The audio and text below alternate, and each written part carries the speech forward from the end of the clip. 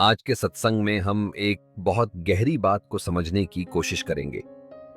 हम सोचते हैं कि हम ही सब कुछ करते हैं, पर सच में ऐसा नहीं है। जीवन की हर धड़कन, हर सांस, हर कदम किसी अदृश्य शक्ति के सहारे ही चलता है। जब मन ध्यान की गहराई में उतरता है, तब एहसास होता है कि हम तो सिर्फ एक साधन हैं। असली कर्ता तो अस्तित्व है। हम जन्म लेते हैं, बड़े होते हैं, भावनाएं उठती हैं, निर्णय बदलते हैं, जीवन में मोड़ आते हैं, और ये सब बिना हमारे जाने होता चला जाता है। प्रेम कब जाग उठता है, भक्ति कब भीतर उतर आती है, कौन से विचार उभरते हैं, कौन सा मार्ग खुलता है, यह सब उसी शक्ति की लीला है। धर्म के महापुरुष, संत, ऋषि, कवि, विद्वान, इन सभी के भीतर ज्ञान और भक्ति अचानक फूट पड़ी, जैसे किसी ने भीतर से दरवाजा खोला हो। यही अस्तित्व की महिमा है। कभी कभी जीवन में बनती परिस्थितियां हमें समझ नहीं आती। कोई घटना अच्छी लगे या कठिन, पर हर स्थिति हमें आगे बढ़ाने के लिए ही आती है। और जब यह समझ भीतर उतर जाती है, तब जीवन हल्का सरल हो जाता है और मन उस शांति को छूने लगता है जिसे हम बहुत समय से खोज रहे थे। आज का सत्संग का विषय है कि हम कुछ नहीं करते, मनुष्य कुछ नहीं करता, सब कुछ अस्तित्व के माध्यम से होता है। We do nothing, everything happens through existence। प्रारंभ में आप इस विषय को नहीं समझोगे, आपको लगता है कि आप ही करते हो, लेकिन जब आप ध्यान की गहरी अवस्था में पहुंचोगे, तो आपको स्वयं ही आभास हो जाएगा कि मनुष्य मात्र कुछ नहीं करता, सब अस्तित्व के माध्यम से ही होता है। सांसारिक व्यक्ति अहम में रहता है और समझता है वह स्वतंत्र है, वह कुछ भी कर सकता है। उसको परमात्मा पर विश्वास नहीं होता, वो स्वयं को ही महान समझता है।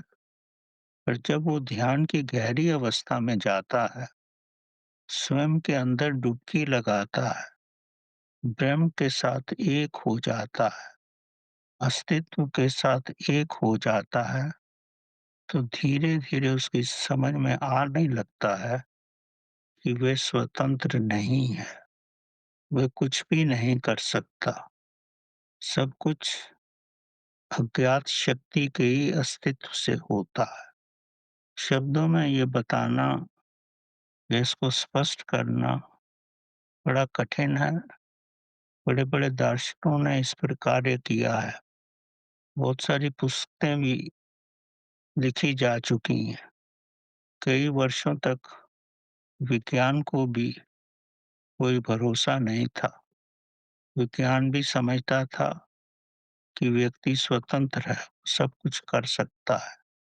पर पिछले कुछ वर्षों में ऐसे आविष्कार हुए हैं कि विज्ञान अब समझने लगा है कि सब कुछ ब्रह्मांड की शक्ति से ही हो।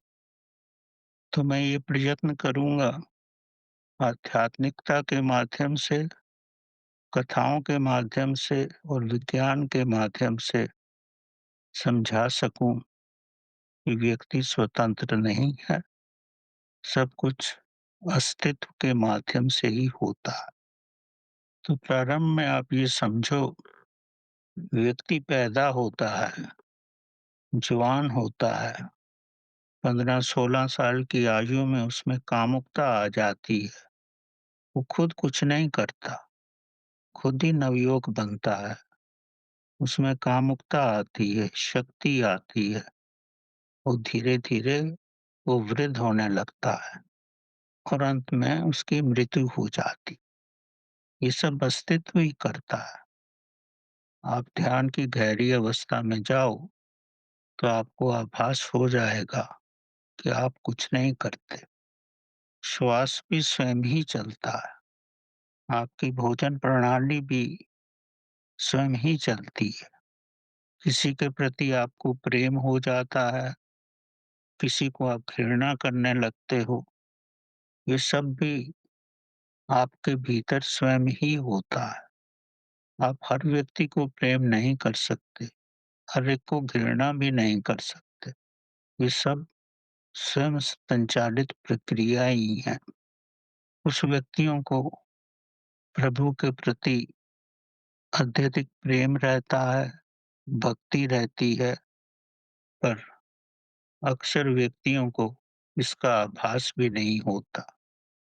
आपने अनुभव किया है कि बुद्ध, महावीर, जीसस, नानक, कबीर, रामानुजा, रविदास, चैतन्य महाप्रभु, शंकराचार्य, मीरा, अरविंद, अक्का महादेवी, बोधिसत्व, ल्वासु, सुकरात, तुलसी, वाल्मीकि, इन सब में प्रभु भक्ति का कितना गहरा प्रभाव था। इन्होंने स्वयं कुछ नहीं किया, प्रभु भक्ति इनके भीतर अस्तित्व के माध्यम से ही आई। व्यक्ति जीवन भर कितना भी परिश्रम करता है, पर भक्ति और प्रेम का अनुभव नहीं कर पाता। इनको किसी ने पथ प्रदर्शन तक नहीं किया, अस्तित्व ने ही इनको प्रकाश दिया और ये इतनी महान अवस्था में पहुंचे। और आज भी हजारों साल के बाद भी हम इनको याद करते हैं। ये सब अस्तित्व की ही महिमा है। अगर आप सांसारिक जीवन में देखो, हमारे स्वतंत्रता संग्राम में भगत सिंह, राजगुरु, लाजपत राय, तिलक, उत्तम सिंह और कितने ही व्यक्ति हुए हैं जिन्होंने स्वतंत्रता के लिए जीवन दिया, जबकि इनके माँ-बाप को स्वतंत्रता के प्रति कुछ भी झुकाव नहीं था। स्वयं ही अस्तित्व के माध्यम से उनके भीतर जो जागरूकता थी, उसके माध्यम से ही ये स्वतंत्रता संग्राम में स्वयं को ढाल सके। आपने खुद भी अनुभव किया होगा, अगर एक घर में एक ही माँ के 2 बालक हैं, एक का ध्यान प्रभु भक्ति में रहता है और दूसरा जीवन भर धन ही अर्जित करता रहता है। ये भी अस्तित्व का ही प्रभाव है। माँ-बाप ने तो नहीं सिखाया कि एक प्रभु भक्त बन जाए और एक माया में उलझा रहे। सब कुछ अस्तित्व ही करता है, व्यक्ति स्वयं किसी भी रूप में स्वतंत्र नहीं है। आध्यात्मिक यात्रा में आपने अनुभव किया है कि तुलसीदास, वाल्मीकि, विवेकानंद, योगानंद ये प्रारंभ में प्रभु भक्ति में नहीं थे। समय से ही कुछ घटनाओं की वजह से या उनके भीतर ऐसा बीज था कि ये प्रभु की तरफ अग्रसर हुए। ये सब अस्तित्व ही करता है। अगर आप ध्यान से देखो, सब बीज एक जैसे ही लगते हैं, चाहे वो गुलाब का बीज हो, चमेली का हो, फलों के बीज हों, सब्जियाँ हों, लेकिन जैसे ही वो मिट्टी के संपर्क में आते हैं, सबका रूप अलग-अलग हो जाता है। अस्तित्व ही सबको बनाता है। और वाल्मीकि ने राम के जन्म से पहले ही पूर्ण रामायण लिख दी थी और आप गहराई से अगर समझो, तो जैसी कथा लिखी गई थी, राम उसके अनुसार ही चले, जैसे उनका जीवन पहले से ही लिखा हुआ था। सब कुछ निर्धारित था, सब कुछ प्रोग्राम्ड था। इसी प्रकार हमारे जीवन में भी हमारी पटकथा भी लिखी हुई है। जिस बीज रूप में हम पैदा हुए हैं, सब निर्धारित है कि हम क्या करेंगे, और कैसे बनेंगे। अस्तित्व जैसा चाहता है, वैसा ही उसने हमको जन्म से ही बनाया है और हम वैसा ही अपना जीवन व्यतीत कर रहे हैं। एक छोटी-सी कथा है शिवजी भगवान की। शिवजी प्रभु ने एक बार कहा कि जब तक मैं डमरू नहीं बजाऊँगा, तो वर्षा नहीं होगी।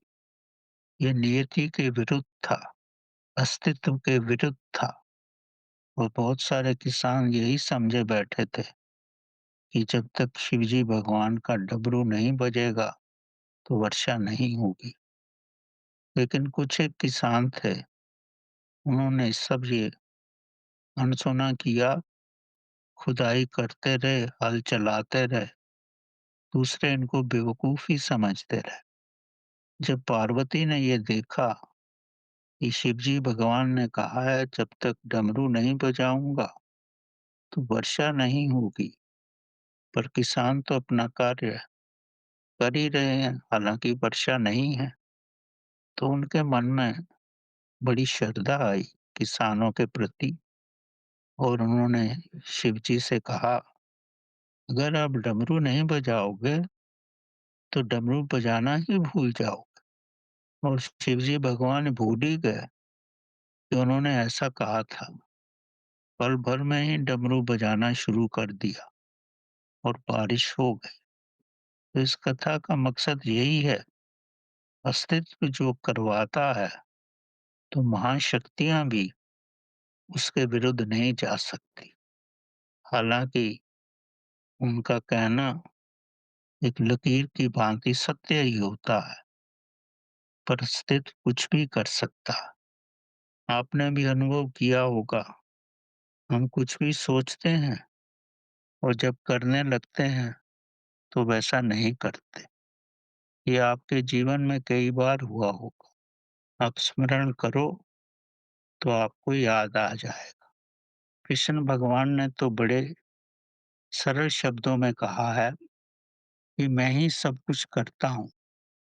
उनका मकसद ये था कि अस्तित्व ही सब कुछ करता है।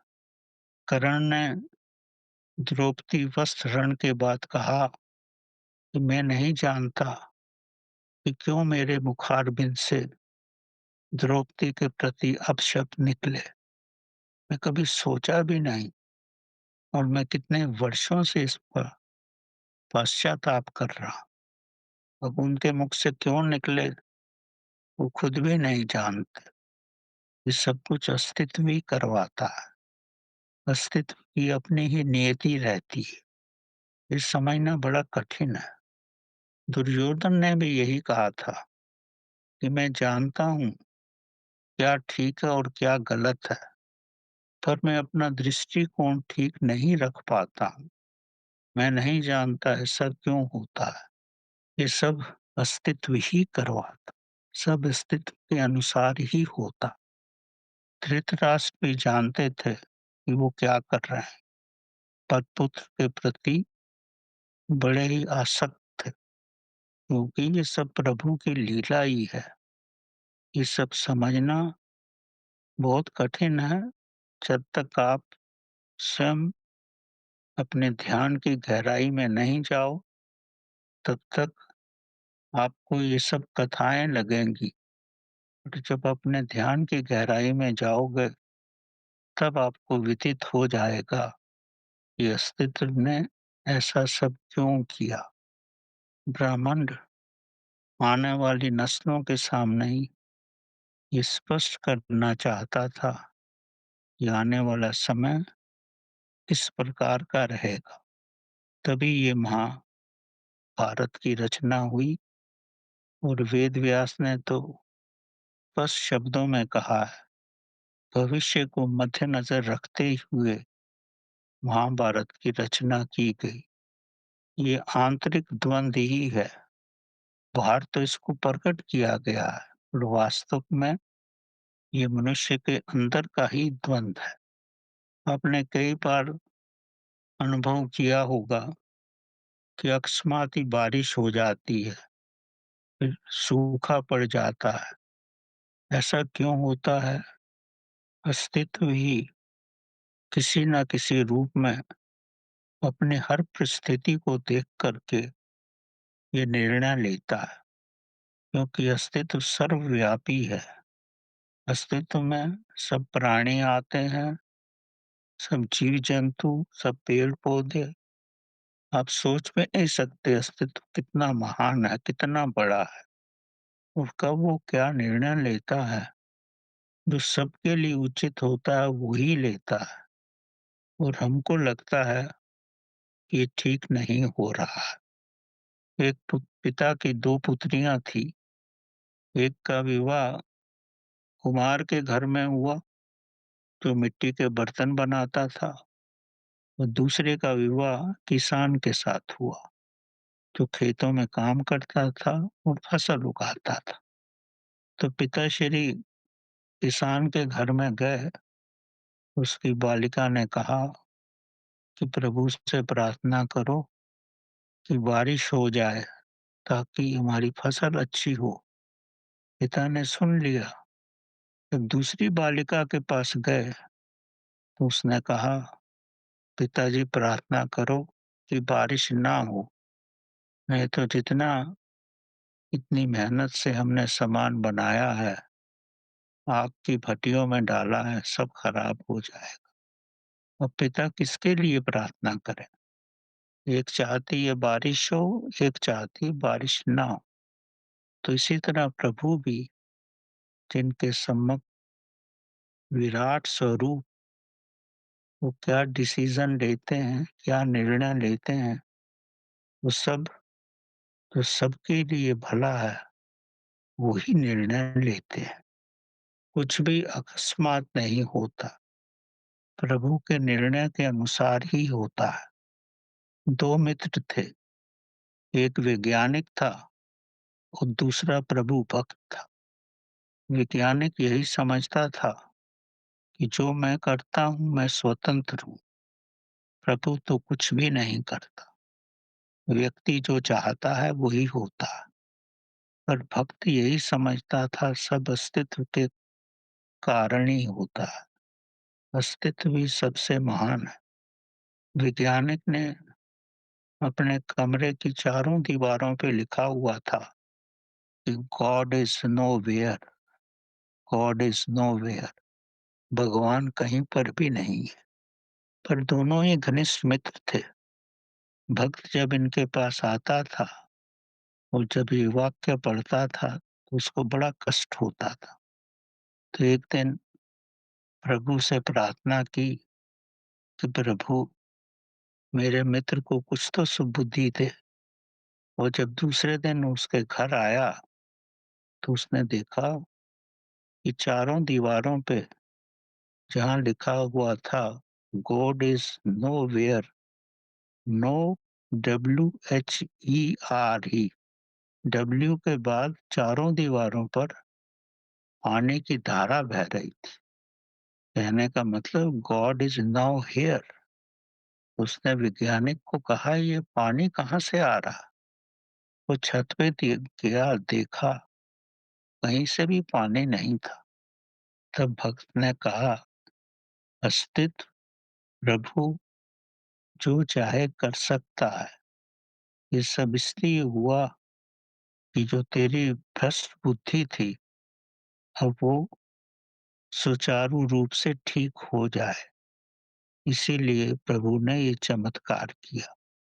तब उसकी समझ में आया कि अस्तित्व कुछ भी कर सकता। जैसे मैंने विश्वामित्र और मेनका की कथा सुनाई थी।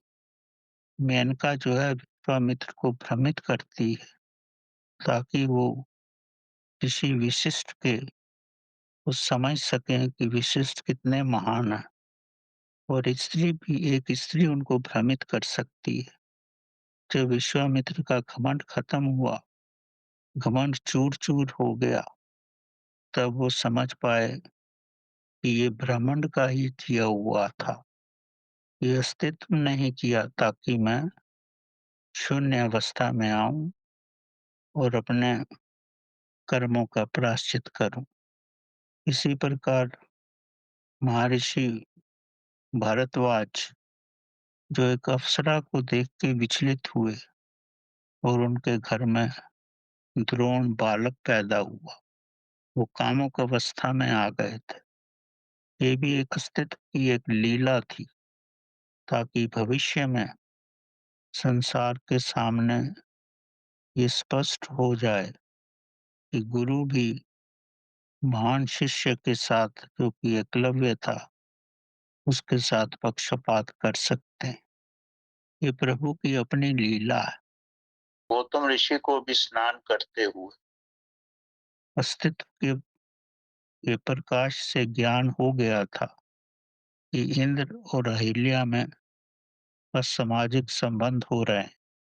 अस्तित्व ये सबको प्रदर्शित करना चाहता था। अस्तित्व की महिमा थी कि किसी पे भी भरोसा नहीं किया जा सकता। अस्तित्व अपने रूप से कई विधियां अपनाता है, ताकि संसार को उचित मार्ग दिखाया जा सके। अनुसुईया तीनों ब्राह्मणों को पुत्र रूप में परिवर्तित कर देती है, क्योंकि उसके भीतर विद्वता की ज्वाला जल रही थी और इसके अतिरिक्त सरस्वती, पार्वती और लक्ष्मी का घमंड भी दूर हो जाए। अस्तित्व कैसी-कैसी विधियां अपनाता है, ताकि प्रत्येक व्यक्ति को उचित पथ प्रदर्शन कर सके। मैडम क्यूरी, जिसने रेडियम का आविष्कार किया, वो कई वर्षों तक लगी रही, पर कुछ नहीं हुआ। एक रात वो सोते-सोते उठी और जाकर अपने अध्ययन स्थल पे वैज्ञानिक समाधान पेपर पे लिख दी। जब 2 दिन के बाद मैडम क्यूरी अपने स्थल पे आई, तो अपनी समस्या का समाधान पढ़कर उसको बड़ा आश्चर्य हुआ और उसने देखा कि उसके अपने हाथ का ही लिखा हुआ है। तो ब्रह्मांड जब आपको रास्ता दिखाना होता है, तो कुछ भी कर सकता है। अस्तित्व क्या करता है, किस माध्यम से करता है, इसके बारे में कुछ भी नहीं कहा जा सकता। आपने फैराडे का नाम सुना होगा, जिसने बिजली और चुंबक का आविष्कार किया था। बिल्कुल अनपढ़ व्यक्ति था, पर उसका बुद्धि विवेक बड़ा ही प्रखर था।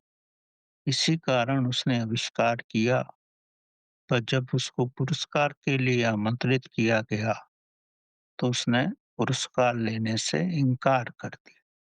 अस्तित्व जैसा चाहे वैसा ही कर सकता है।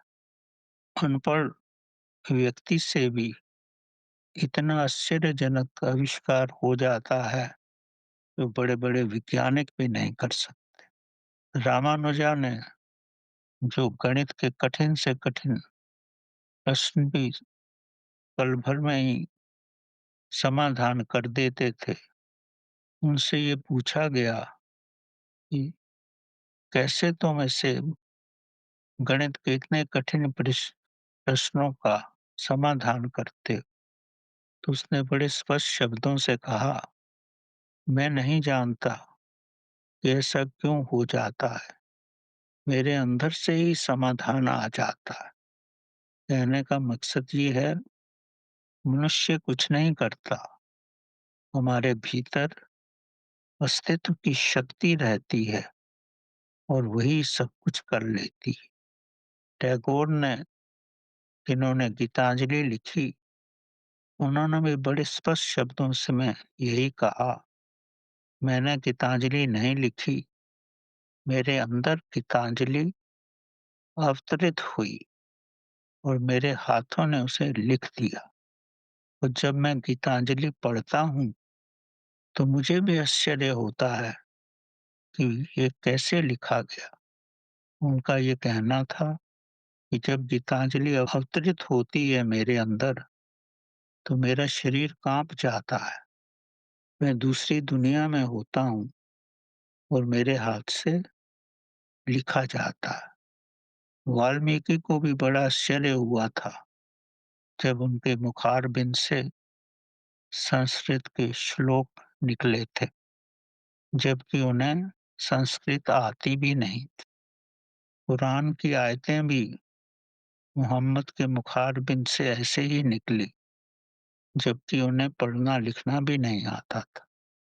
रविदास को प्रभु ने ऐसी शक्ति दी थी, चेतना की इतनी महान शक्ति थी, कि आधा किलो का पत्थर भी पानी पे तैरा उनके देखने मात्र से। तो अस्तित्व जो चाहता है वही होता है। व्यक्ति के स्वयं के करने से कुछ नहीं होता। गुरु नानक ने भी अपनी यात्रा में जब भी उनके अंदर गीत उतरते थे, वो कॉपी में लिख लेते थे और अपने 2 शिष्यों के साथ, बाला मर्दाना के साथ उसका गायन करते थे। उन्होंने स्वयं ही कहा कि सब प्रभु ही मेरे पास भेजता है, मैं तो निम्न मात्र ही हूँ, मैं तो उसका सेवक ही। वेद व्यास जो सत्यवती के पुत्र थे, पैदा होते ही बड़े हो गए थे और जंगल में जाके तपस्या करने लगे थे। ये सब अस्तित्व की महिमा है। व्यक्ति कुछ भी किसी रूप में भी स्वतंत्र नहीं है, ऐसे बड़े-बड़े कार्य कर सके। और वेद व्यास ने बाद में महाभारत की रचना की, वेदों को 4 भागों में बाँटा ताकि साधारण व्यक्ति उसको समझ सके। शंकराचार्य भी जब पैदा हुए थे, तो उनकी माँ को स्वप्न आया था कि ये बालक अल्प अवस्था में ही मर जाएगा। अब इससे आप आभास लगा सकते हो कि जो भी कुछ करता अस्तित्व खुद ही करता है। और इतना बड़ा कार्य करने के बाद शंकराचार्य 30 साल की अवस्था में ही अपना जीवन छोड़ गए। नागार्जुन महान दार्शनिक थे। उन्होंने शून्यता पे अधिकतम कार्य किया है। महात्मा बुद्ध के बाद नागार्जुन ने शून्यता को पूर्ण रूप से सृष्टि के सामने रखा कि शून्यता से ही सब कुछ पैदा होता है और शून्यता में ही सब कुछ विलीन होता है। और नागार्जुन को ये ज्ञान मिला जब वो पाताल लोक में गए, नागों के साथ रहे। ये नागों का ही ज्ञान है जो नागार्जुन को मिला। और वो स्वयं तो कुछ नहीं किए, अस्तित्व ही सब कुछ किया। तो अस्तित्व बहुत महान है, कुछ भी कर सकता है।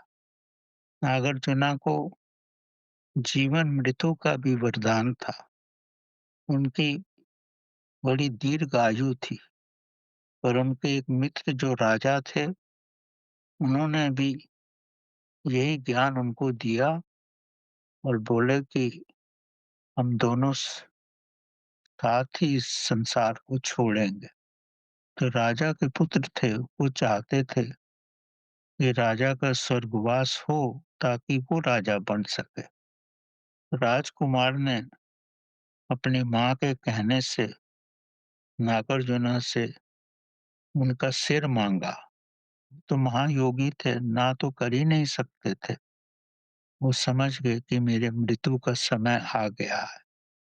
नागार्जुन ने कहा, मैंने जीवन में कोई पाप नहीं किया है, मैंने कोई चींटी भी नहीं मारी है, मैं हमेशा शून्यता में ही रहा हूँ।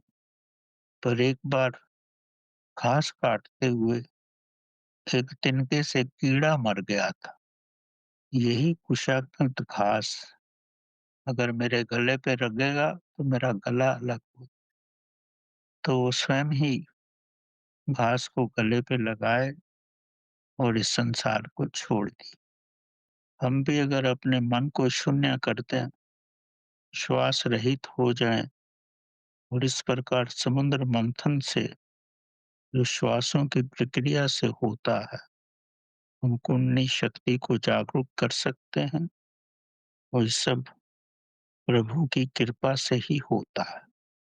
अस्तित्व बड़ा जागरूक है। दूसरे महायुद्ध में कितने ही सैनिक मर गए थे।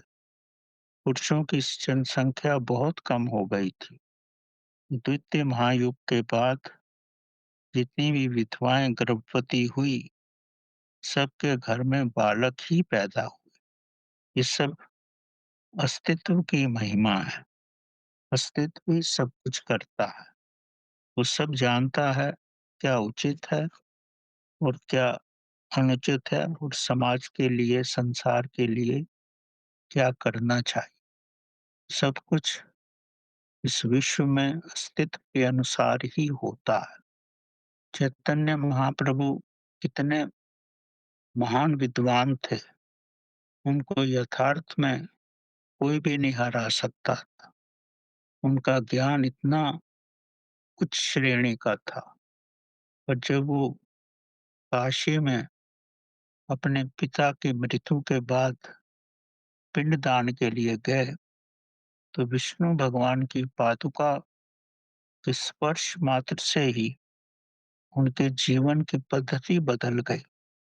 वो महान भक्त हो गए और केवल नृत्य और प्रभु भजन से ही परमात्मा को पाए। पुस्तकों के ज्ञान को उन्होंने हमेशा के लिए त्याग ही दिया। भक्ति भावना से जगन्नाथ मंदिर में पुरी में ही उन्होंने निवास किया और प्रभु का साक्षात्कार किया। प्रभु जो करता है हमेशा भले के लिए ही करता है। अस्तित्व जो करता है व्यक्ति के भले के लिए ही करता है। एक मंत्री अपने राजा के साथ थे, तो राजा का अंगूठा कट गया तेज चाकू से किसी कारण से। वो मंत्री जो प्रभु भक्त था उसने कहा, प्रभु जो करता है भले के लिए ही करता है। तो राजा को बड़ा क्रोध आया कि एक तरफ मेरा अंगूठा कट गया है और ये बोल रहा है जो करता है प्रभु भले के लिए करता है।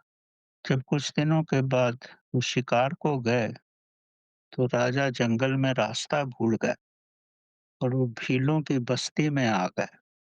भीलों ने राजा को पकड़ लिया और पकड़ने के बाद वो अपने देवता को अर्पण करना चाहते थे, जो शिकार राजा के रूप में उन्होंने पकड़ा था। तो जैसे ही उसको मारने ले गए राजा को, तो भील के राजा ने देखा इनका तो अंगूठा कटा हुआ है। तब उसने बोला कि अंग भक्षक का किसी भी रूप में देवता को नहीं चढ़ाया जा सकता। अंगूठा कटने मात्र से ही उनका जीवन बच गया। तब उनको याद आया कि मंत्री ने जो कुछ कहा था वो सब ठीक ही था। जो कुछ भी संसार में होता है सब भले के लिए होता है। कपिल मुनि जी जो थे वो पाताल लोक में तपस्या कर रहे थे और उस समय के जो राजा राजा शकर थे, उन्होंने अश्वमेध यज्ञ किया और घोड़ा छोड़ा। अश्वमेध यज्ञ में घोड़ा जब छोड़ा जाता है, तो जिस राज्य से वो गुजरता है, वो राज्य राजा के अधीन हो जाते हैं।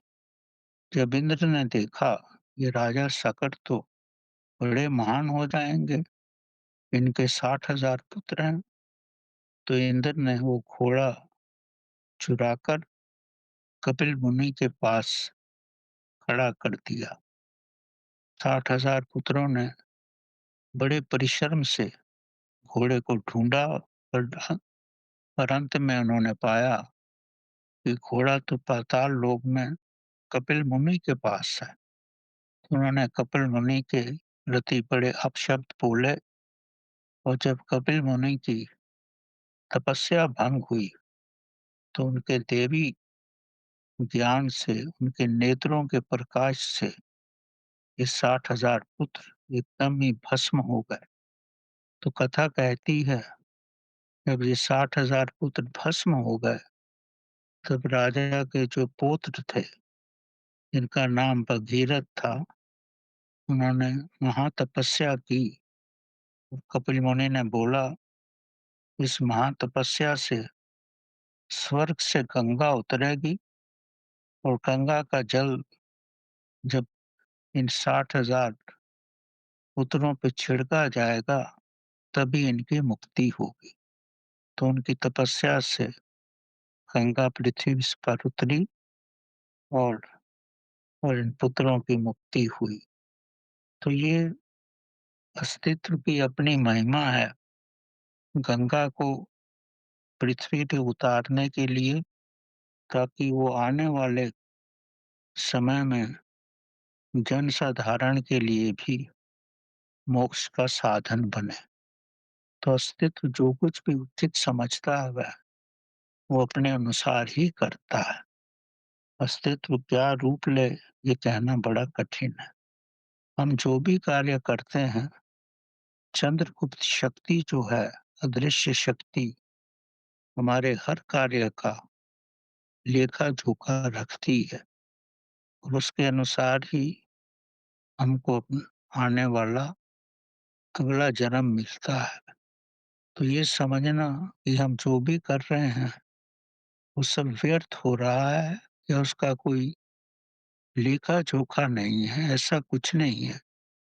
प्रभु ने हमारे चारों तरफ चंद्रगुप्त शक्ति बनाई हुई है, ताकि हमारे हर कर्म का उचित लेखा-जोखा होता है और उसके बाद ही हमको अगला जन्म मिलता है।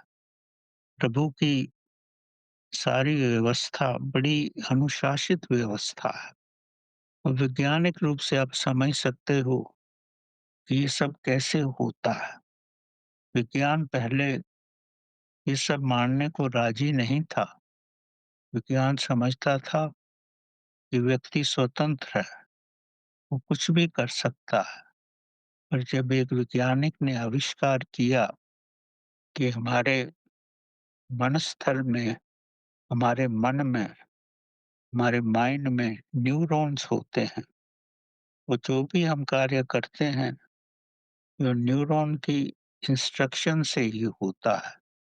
न्यूरॉन मानसिक शक्ति और चेतना शक्ति से ही प्रभावित होते हैं। तो इस वैज्ञानिक ने व्यक्ति के सर में विविध प्रकार के यंत्र लगा दिए और उस व्यक्ति को चाय पीने के लिए और बिस्किट खाने के लिए बिठा दिया और न्यूरॉन से जो सिग्नल आते थे वो रिकॉर्ड हो जाते थे। न्यूरॉन ने रिकॉर्ड किया कि अब ये व्यक्ति मीठा बिस्किट खाएगा और एक क्षण के बाद ही उसने मीठा बिस्किट उठाया। कई एक्सपेरिमेंट किए और एक में अब ये व्यक्ति नमकीन बिस्किट उठाएगा, स्क्रीन पे पहले ही आ गया और एक क्षण के बाद उसने नमकीन बिस्किट उठाया।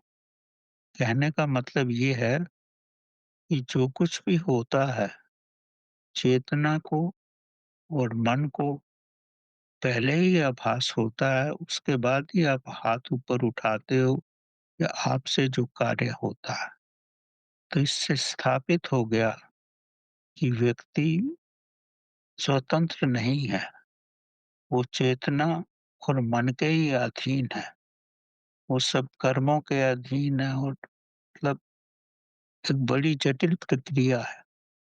पर वास्तव में कहने का मकसद यही है कि व्यक्ति स्वतंत्र नहीं है, सब कुछ पहले से लिखित है, सब कुछ प्रोग्राम्ड है, तो उसके अनुसार ही सब कुछ होता है। इसीलिए कृष्ण भगवान ने कहा है, ये संसार सब प्रभु की लीला है, व्यक्ति स्वतंत्र नहीं है। गुरु नानक साहब ने तो गुरु ग्रंथ साहब में बड़े ही स्पष्ट रूप में कहा है कि करन करावन आपे आप, मानक के कछु नहीं हाथ। ये सब कुछ प्रभु ही करता है, मनुष्य के हाथ में कुछ नहीं है। हम केवल अस्तित्व की कठपुतलियां हैं। जो कुछ होता है अस्तित्व के अनुसार ही होता है, वो ठीक समझता है वो ही करता है।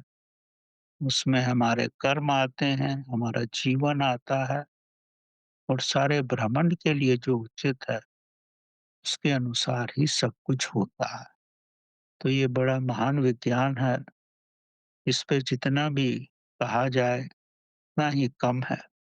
पर आप स्वयं के जीवन में आभास कर सकते हो कि आपके करने से कुछ नहीं होता, परिस्थितियाँ ही ऐसी बन जाती हैं, वो भी आप नहीं बनाते, वो भी अस्तित्व के अनुसार ही बनती हैं। हम केवल कठपुतली हैं, हम केवल अभिनेता हैं और उसके अनुसार ही चलते हैं। तो अंत में मैं इतना ही कहूँगा कि सब अस्तित्व की और ब्रह्मांड की शक्ति के अनुसार ही होता है। जो वो करता है, वही उचित है। वो सारे ब्रह्मांड को अपने समक्ष रख के ही करता है और ये सब कुछ ही प्रभु की लीला है। अपने भीतर की गहराई में जाकर हम इसको समझ सकते हैं और ये अनुभव कर सकते हैं कि मनुष्य के हाथ में कुछ नहीं है, करने वाला सब प्रभु खुद ही है, स्वयं ही है। इसीलिए हमें अस्तित्व से प्रार्थना करनी चाहिए, अस्तित्व के साथ एक होना चाहिए ताकि हम उसके अनुसार ही चल सकें।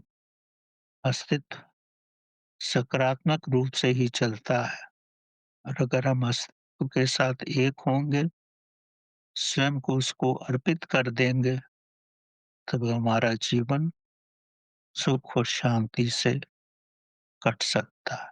धन्यवाद।